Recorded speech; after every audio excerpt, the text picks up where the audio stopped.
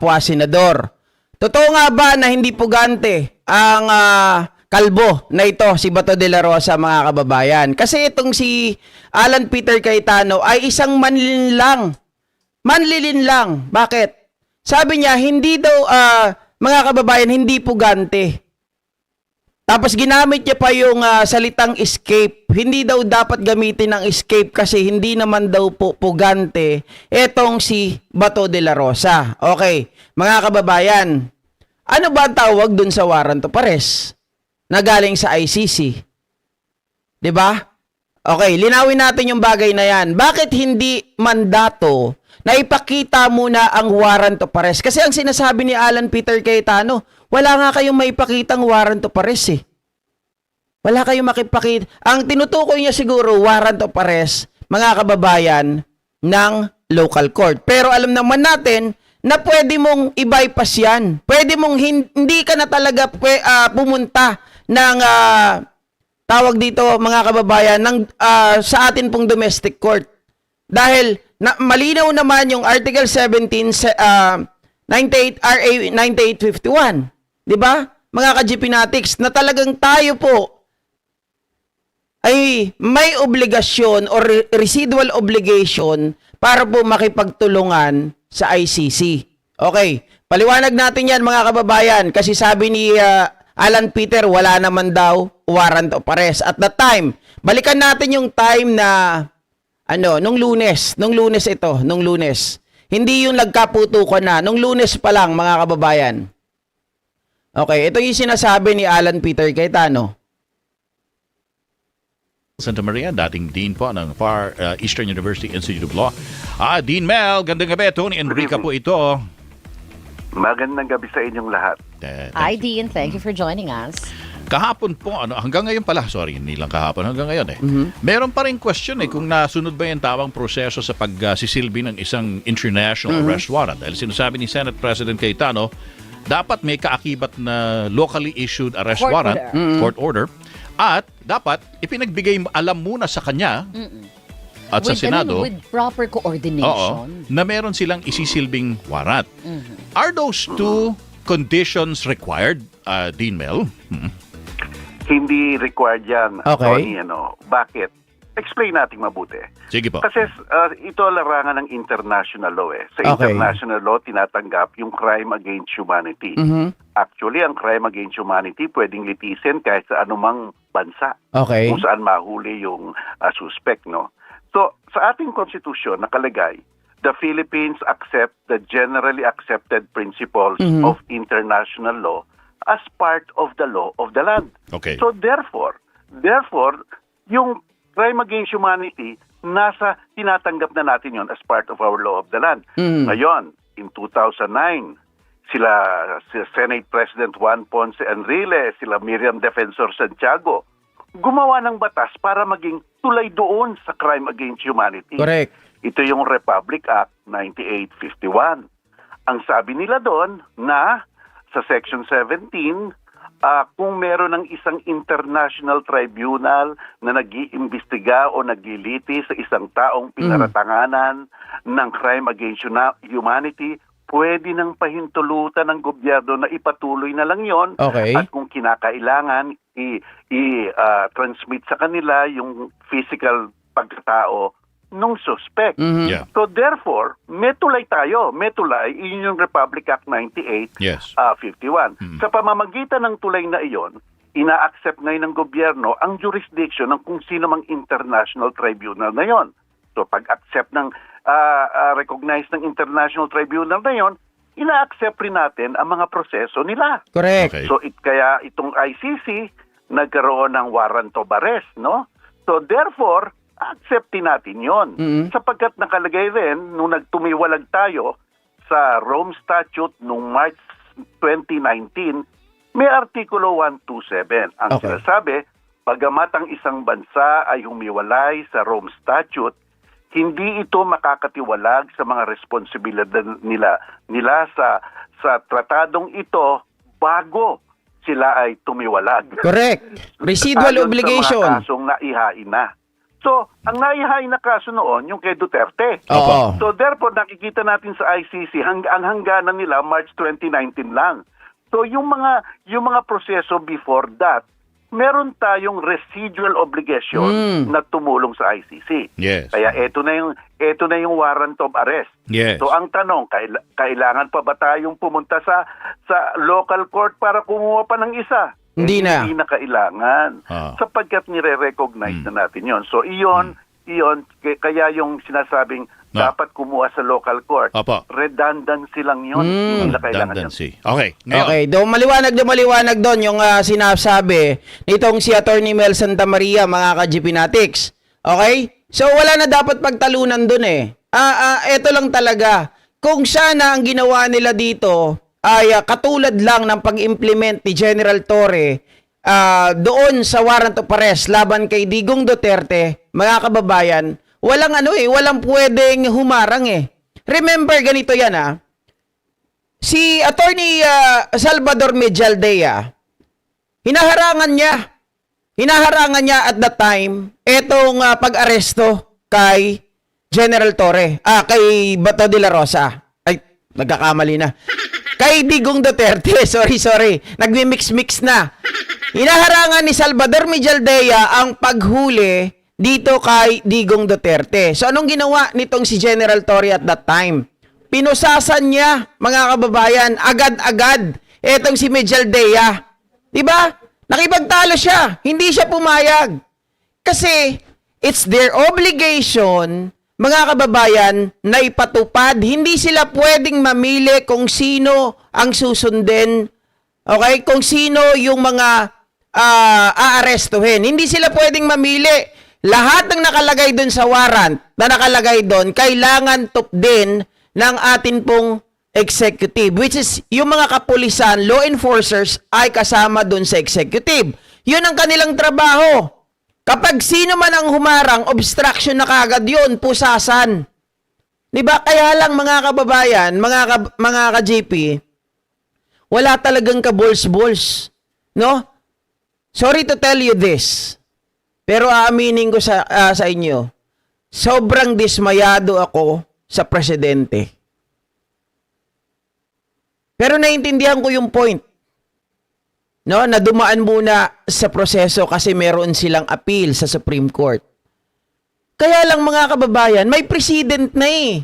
'Di ba? Ginawa na natin kay Digong Duterte. So therefore, 'di ba? Why not mimic that procedure? Which is, yan naman talaga yung nakasulat po sa ating konstitusyon. Yan naman po ang nakasulat sa ating libro. Bakit ayaw nyong gayahin? 'Di ba? Nung una nga hindi nga po nagbigay din ng TRO nung hinuli si Digong Duterte.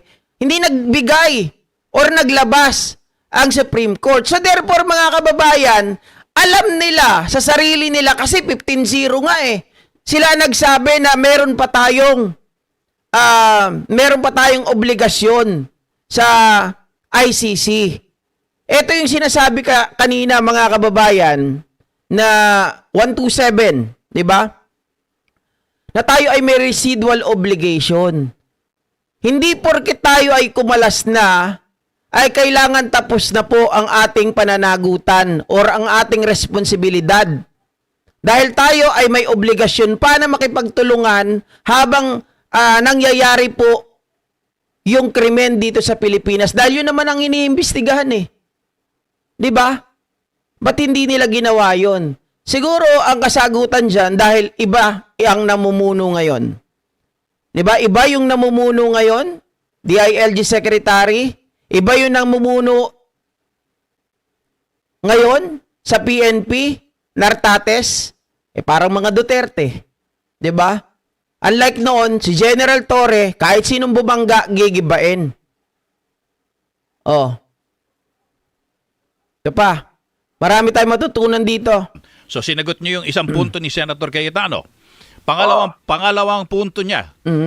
Bakit hindi mo na pinakita sa amin yung warrant of arrest? Para sana nagkaroon ng proper coordination. Dahil hindi namin nakita yon, hindi namin pwedeng ipasilbi yun. Eto na, usapang warrant of arrest, mga kababayan. Kahit pangkaraniwang tao, ang warrant of arrest, sasabihin ko po sa inyo ha, hindi po ito at all times binibitbit. Okay? Paliwanag natin. Pagdating po sa warrant of arrest, yan sinasabi ni Cayetano, dapat ipakita mo na yung warrant of arrest. Mali. Nakita nyo po si Kibuloy, mga kababayan, nung ito po ay hinuli. Di ba? Nakita po natin itong si Digong Duterte nung ito ay hinuli. In fact, hindi po hawak-hawak mismo yung warrant of arrest, yung papel. Hindi. Pinakita yung warrant of arrest sa cellphone lang. Di ba? Sa cellphone lang. Kahit kay Kibuloy, mga kababayan, hindi rin hawak yung warrant of arrest at that time. Sa cellphone lang din, pinakita ni Torre.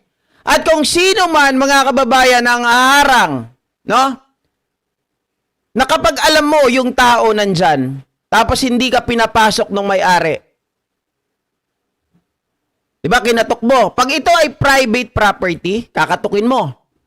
Dahil yung KOJC is private property. Kinatok. Nagsabi, nauhulihin itong si Kibuloy. Hinarangan ng mga members ng KOJC. Di ba? Pinalibutan. Nag-human shield sila. Anong ginawa ng ating kapulisan? Maging yung gate na hinarangan nila, mga kababayan. Di ba? Inano yon, sinira. Pwede kasi yun.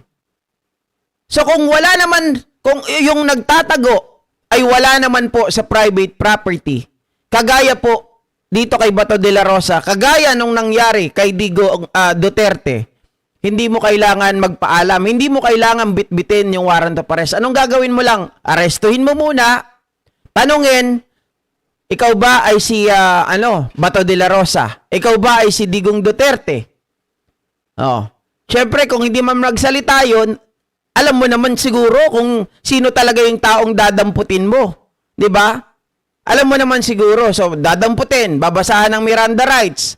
Tapos, later na lang. Bakit ginagawa yun? Mga kababayan, ito, sagutin ni Attorney Mel Santamaria. Kay Senator Bato. Ano sagot niyo? Alam mo ba, kahit nasa ating rules of court, sa pagdadakip ng isang tao, hindi mandandong pakita muna ang warrant of arrest. Sapagkat baka pumiglas Correct. Baka umalis baka matakot. Oo. Diba? So, ang sinasabi ng Korte ng ating rules of court, pwede mong dakipin. At saka pagkatapos, dalhin mo sa presinto o sabihan mo ng Miranda rights at pakita mo yung warrant of arrest. So therefore, para hindi chicken and egg to, may pahintulot ang ating rules of court kung sa atin nangyari na after the arrest, pwede mong pakita. So, kung tutugma mo yan sa international, itong nangyari dito sa atin, pwede naman talaga. Ganito rin yan. Ganito rin yan, Tony. Okay. Sa ating rules of court, basta't nasa loob ng isang pribadong residensya at mag-i-issue ka ng warrant of arrest, yun, tutok-tok ka muna. Kakatok muna. Okay. Mag-i-issue kami ng isang warrant of arrest. Correct. Yun. Kung hindi sila tutugon, pwedeng mag-exert ng force. Force. Yeah. Oo, kagaya nung ginawa kay Kibuloy. Yung dinadakip. Okay. Maihahambing ba natin ito sa sitwasyon dito? Yung gusali, public place Diba? Correct. Public sino yun. ba may-ari niyan? Gobyerno. Gobyerno. O kung hindi Sa man GSIS may-ari yan. gobyerno, nirerentahan ng gobyerno, ang taong bayan nagbabayad yan. Tsaka tandaan natin, hot pursuit yan. Oo. Ibig sabihin, malapit mo nang makuha yung suspect pagdating sa gate ng... Itinakbuhan ka nga titigil ka pa. Oo. Napaka-impractical naman yun. Kaya tayo, alam mo ba ang hot pursuit sa Pilipinas? Kahit walang warrant of arrest. Correct. Correct. So, ibig sabihin, maring sabihin yun ni Senator Cayetano, pero porket hindi mo ginawa yon, hindi ibig sabihin lumabag ka sa anumang alituntunin. Ito pa tanong ko, Dean Mel, ha? Sige, Tony. Ano yun? Meron ka nang ni-raise na valid point. Private residence, isisilbi yung warrant, kakatukan mo Mamaya na. ba? Give notice, di ba, sa may-ari ng bahay na gusto mong pumasok. Pag hindi ka pinayagan, you can use reasonable force. Ito, public building. Meron pang karapatan yung opisyal na may opisina sa public building na yan para sabihin, teritoryo namin to, wala kayong jurisdiction dito, NBI, kasi kami ang merong hawak ng security dito, meron kaming sergeant at arms. Ano po ang sinasabi ng rules of court doon? Magandang punto yan. Magandang punto yan, Tony. Wala namang sinasabing exactly ang rules of court yan. Pero titignan mo ang konteksto nun. Una, naghahanap ka ng isang suspect. Oo. Pangalawa, nakita mo na. Pangatlo, patungo sa public place. Kung ikaw ang alagad ng batas, para siguro tanga ka na kung hindi mo hahabulin yon. Correct, correct. At pang-apat, kahit na pumasok doon, dapat alam ng mga gwardiya doon na alam ng mga gwardiya doon ang sitwasyon. Oo. Hindi naman black and white Dapat merong leeway ng konti para mahuli mo ang dapat hulihin. Diba? Hindi lahat ng intrusion mali. Kung may reasonable ground Okay, kita nyo hindi lahat ng intrusion mali. Ibig sabihin, pwede ka talagang pumasok doon, basta-basta. Kasi may uhulihin ka Public place yon mga kababayan. Hindi naman yun na private.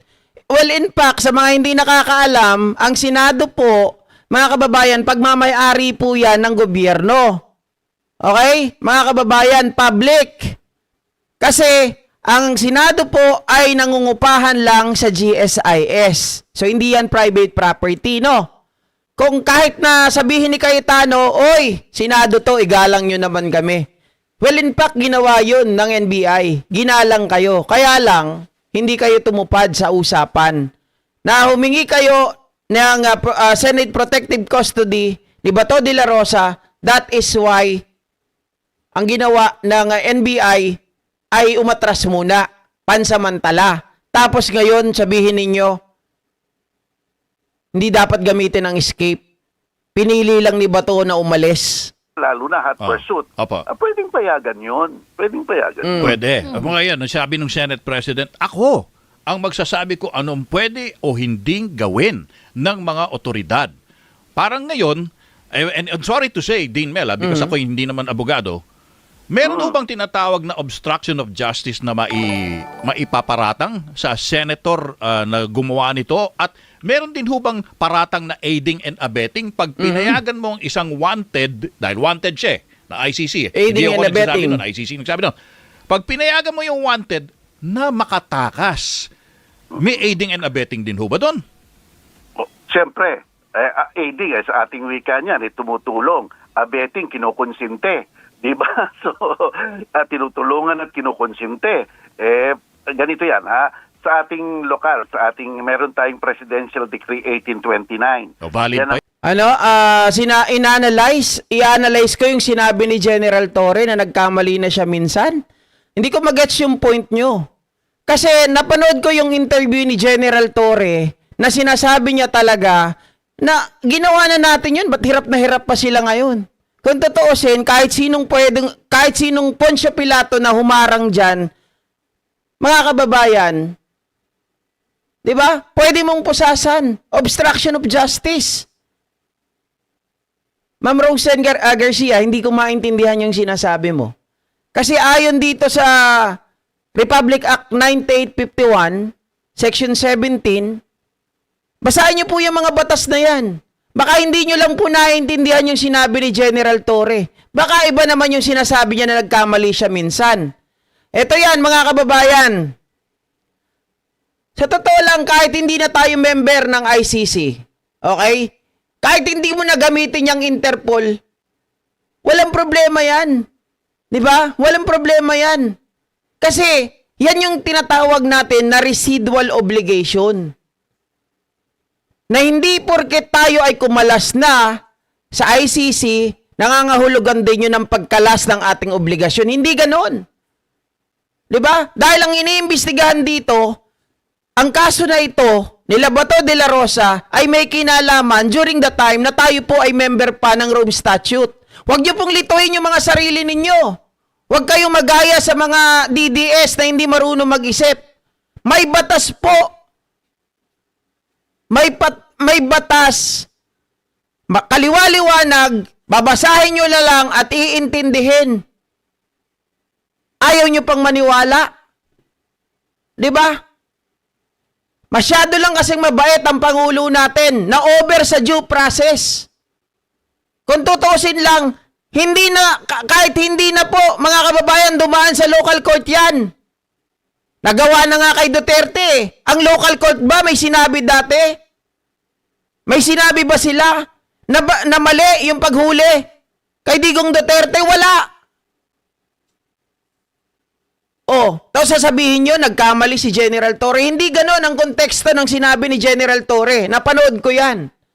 Huwag niyong lituhin yung sarili ninyo. Panoorin nyo ng buo yung video ni General Torre habang siya po ay ini-interview. Ayun. Yan ang obstruction of justice natin. Ano ang nakalagay dito? Oh. Sino mang tao knowingly and willfully obstruct, impede, frustrate, and delay the apprehension of a suspect, mananagot siya sa batas. Ang ano doon, ang kaparasuhan doon, naaabot ka ng 6 na taon sa kulungan.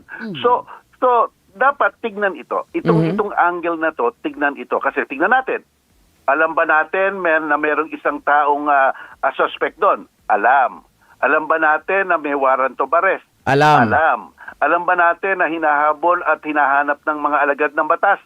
Alam. So kung alam na yon, di ba sa ating departamento ng gobyerno, may executive, may legislative, at may judiciary. Ang legislative gumagawa ng batas at nag-i-impeach. Correct. Ang executive ang nag-execute ng mga peace and order. Correct. So sa larangan ng peace and order, domain nila iyon. Domain. Dapat irespeto nila iyon. Tama. But then Diba? again din, sasabihin nila na hindi naman siya detained dito sa amin. Hindi, protective custody nga We are giving him the protective custody. We are not detaining him. Okay. Ma'am Senny Mastrilli, ayusin din natin to para yung impression ng mga tao ay hindi din mabago o kaya naman ay maintindihan, maunawaan. Sabi niya, ang totoo niyan, GP, si BBM ang ayaw ipahuli si Bato, sinabi naman niya. Okay, dun sa kanyang video, di ba? Nung sinabi niya na itong NBI ay wala siyang order to arrest Bato de la Rosa. Bakit? Yan nga yung sinasabi ko sa inyo. Hindi po dahil ayaw niyang ipahuli.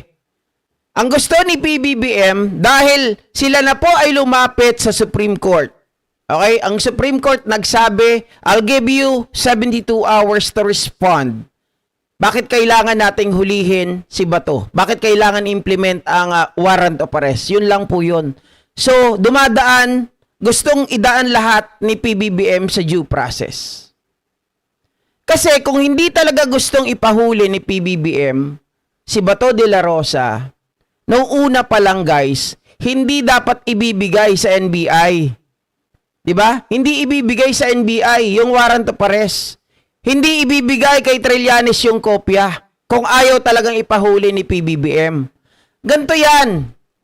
Kaya nga sila umatras dahil may kasunduan na itong Senate at itong NBI na sige, pahupain lang muna natin. Total, meron na kayong Senate Protective Custody. Okay, pero dahil atras muna kami. Pero hindi nangangahulugan na hindi na namin nahuliin si Bato. Which in fact, yun na yung malaking pagkakamali eh. Nabigyan nila ng pagkakataon para makapag-isip to escape itong si Bato de la Rosa. But order yan ni Pangulong Bongbong Marcos sa kanila na umatras muna kayo para hindi magkaroon ng tensyon. Pero it doesn't mean na hindi niya papahuli talaga si Bato de la Rosa. Hindi ganun ang ibig sabihin nun. Pinaatras lang saglit. Sabi nga nila, di ba, kung sa gera, alam mo kung kailan ka dapat aatras. Alam mo kung kailan aabante or aatake. But this time, ako naniniwala na yung pag-atras ng ating executive, ng ating mga law enforcers at that time, May 11, isang malaking pagkakamali. Isang malaking pagkakamali yan. Dahil binigyan nila ng pagkakataon si Bato de la Rosa and his allies makapag-isip ng paraan para makatakas. Di ba? Yan ang katotohanan.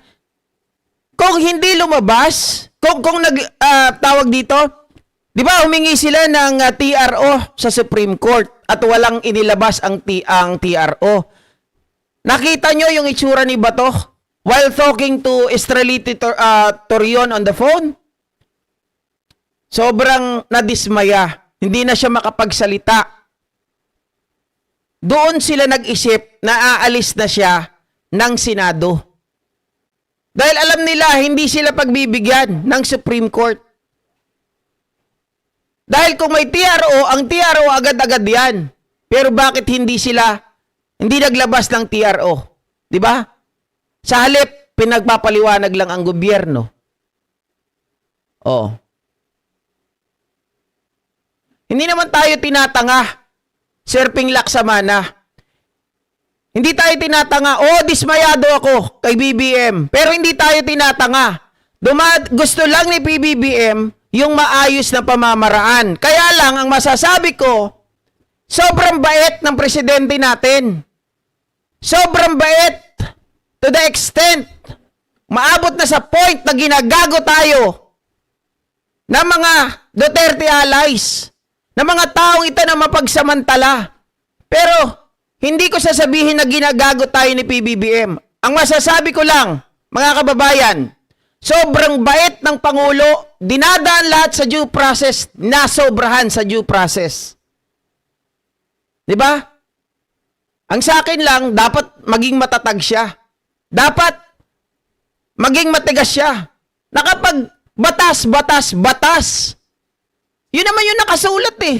Nangyari na kay Digong. Why don't you just copy? Di ba? Kung ano yung ginawa doon. Biruin mo, ngayon ka lang nakakita. Uhulihin, taong pugante, kinakamayan pa ng DILG secretary, kinakamayan ng mga pulis. Oo, bilang respeto dahil senador yun. Pero yung makipagtawanan ka pa, di ba? Meaning, he is free to come and go as he pleases. Yun ang point of view nila. Okay. Diba? Pwede nila sabihin ng attorney eh. Ang gandang, ayoko sabihin magandang punto. Maling punto yon.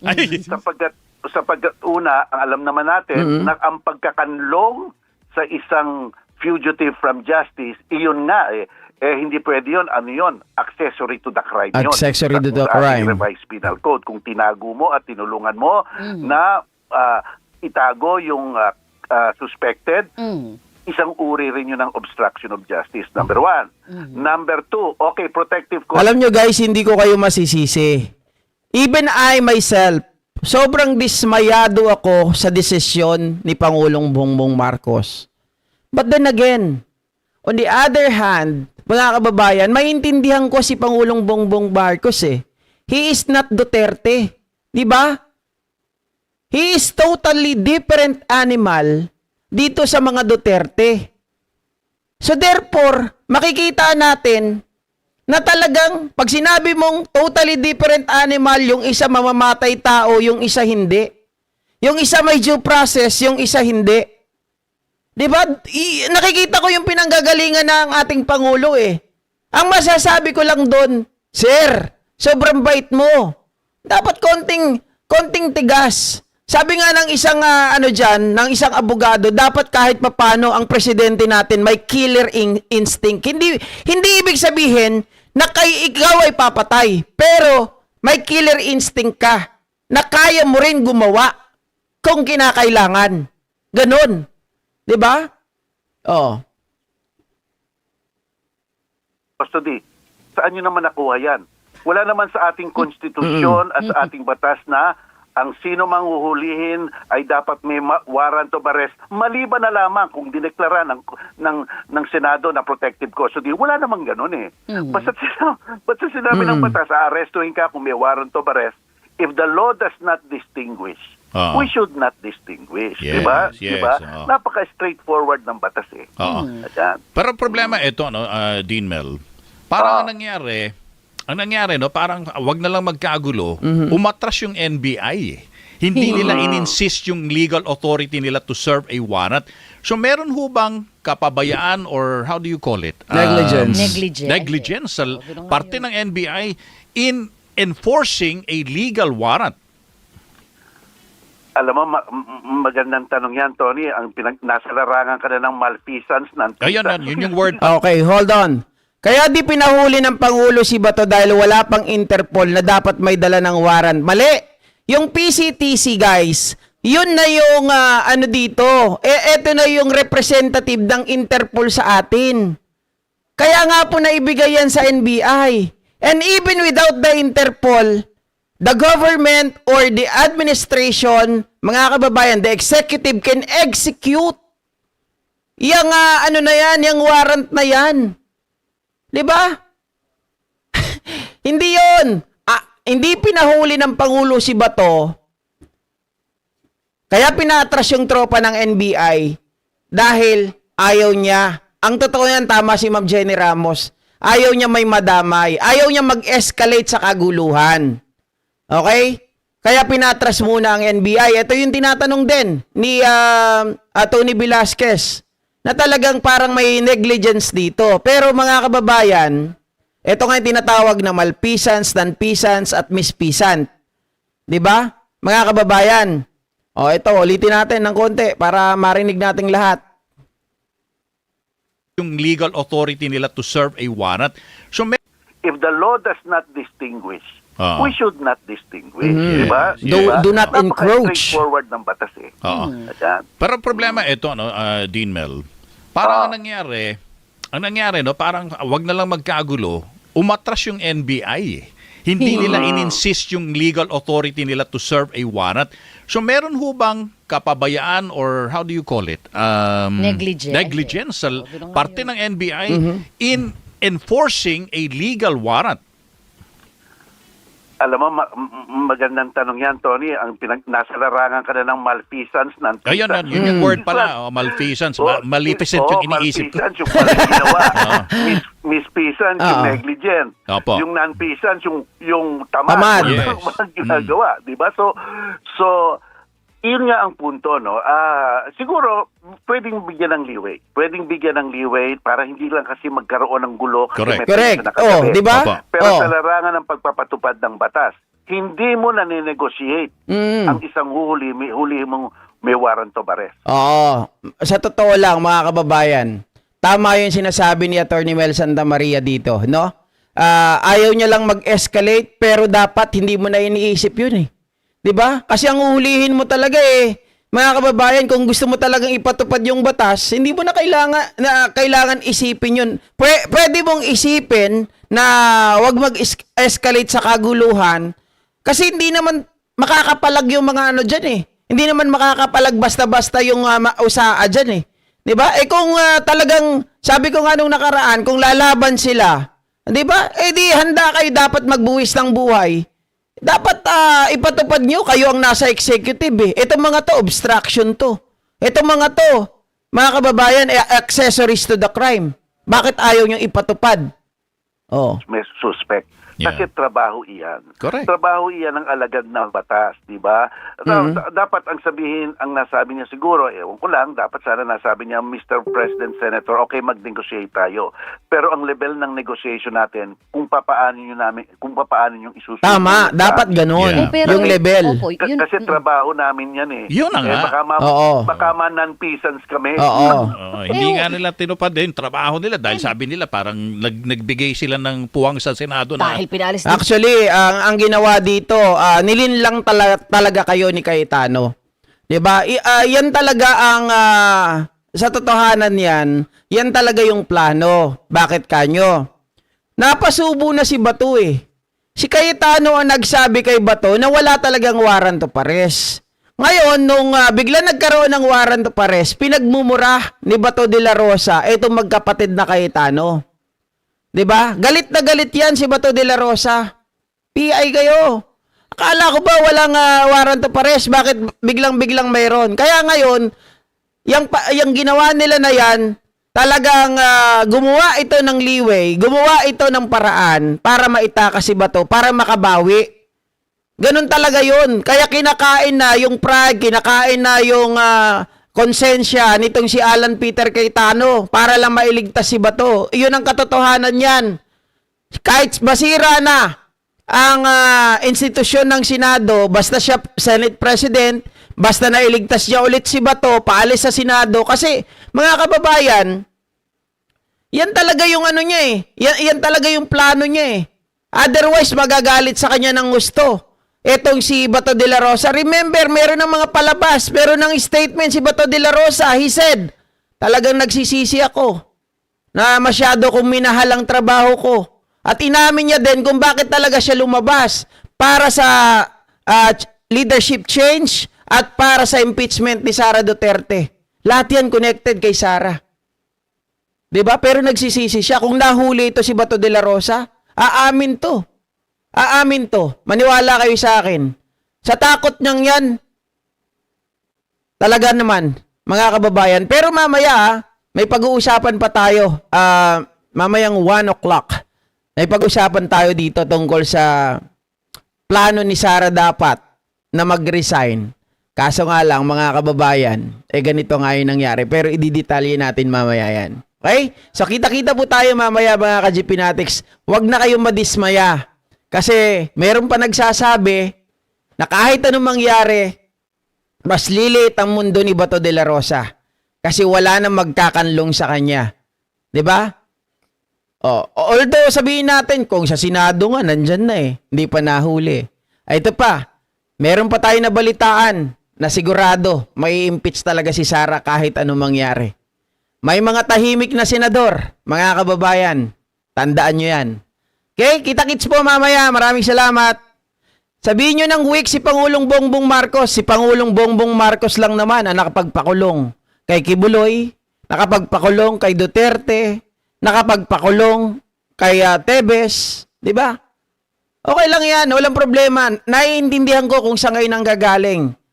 Sabi ko nga, I myself also dismayed dito sa kanilang ginawang mga desisyon. At lalong-lalo na hanggang ngayon dismayado pa rin ako, hindi pa rin pinapaupo si Trillanes. Kasi once na si Trillanes ang nakaupo dyan, sa dami po ng intelligent niyan, ewan ko lang kung hindi mapadali na mahuli itong si Bato. Okay? So thank you so much and mga kababayan, lunch muna tayo.